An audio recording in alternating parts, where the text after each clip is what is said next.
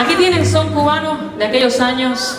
Yo digo que es la riqueza más linda que tenemos en Cuba y tenemos que rescatarla, tenemos que sacarla del baúl y traerla aquí para que la gente goce como se gozaba en aquellos años, años 40, años 50, que era el momento de la época de oro, la época de oro del son cubano, ¿verdad que sí, Castillo? Así mismo es. Por eso vamos a hacer honor a aquellos sones, con este son que vamos a hacer ahora, que es un son que tiene su mensaje. Hay mucha gente que piensa que con la fuerza pueden lograr hacer las cosas, y yo digo que no.